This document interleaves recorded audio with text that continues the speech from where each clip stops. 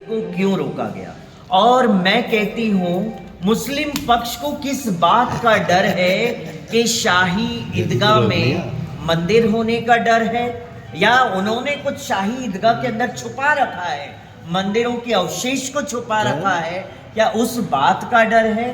तो मैं कहती हूं मेरे मुसलमान भाइयों को कि अगर आपको डर है तो किस बात का डर है। अवशेष हो, एएसआई सर्वे की जांच होने दीजिए।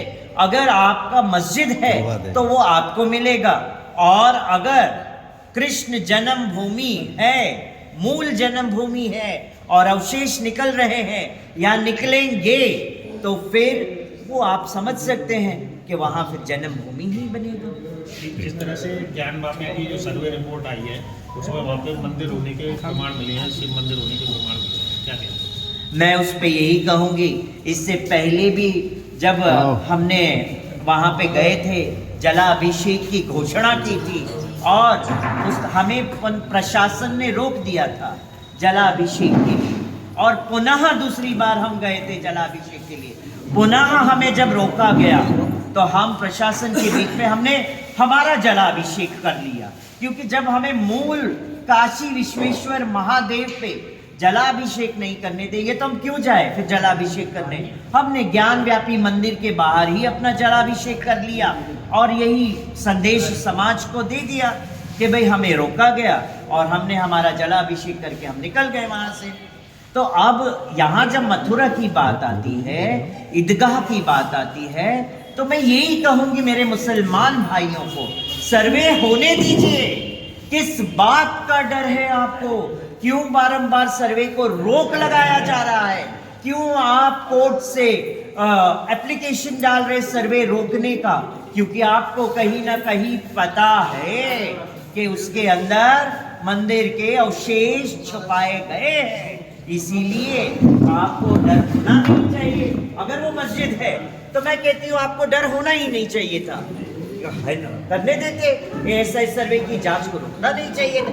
आपने रोका है, इसका मतलब आपको डर है कि कहीं ये मंदिर ना बन जाए वापस से, अवशेष उसके अंदर है और वो जानते हैं, और इसके लिए हम संतों का मौलिक अधिकार है कि इसके ऊपर हम बात करें, समाज के सामने रखे, कोर्ट को भी अवगत कराए कि ये एएसआई सर्वे रोकने का मतलब है कहीं ना कहीं मुस्लिम पक्ष जो है उनको डर है।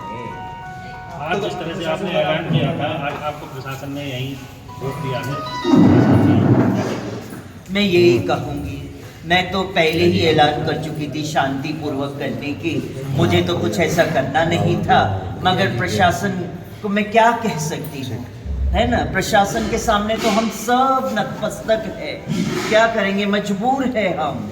तो अब अगर उन्होंने रोका है तो मैं क्या करूं, मुझे तो यहीं बैठना पड़ेगा। आगे क्या रणनीति रहेगी? अब आगे का रणनीति देखेंगे कैसे क्या होता है, मगर अगर एएसआई सर्वे की जांच नहीं हुई तो मैं महातांडव करूंगी त्रिशूल लेके पुनः, और हाई कोर्ट तक जाऊंगी मैं। जब जब तारीख होगी ईदगाह को लेकर तो मैं कोर्ट में भी जाके खड़ी रहेगी, महातांडव कर। हर हर महादेव, जय श्री राधे। कैसे करेंगे तांडव? एक बार करके तो तांडव हो जाएगा।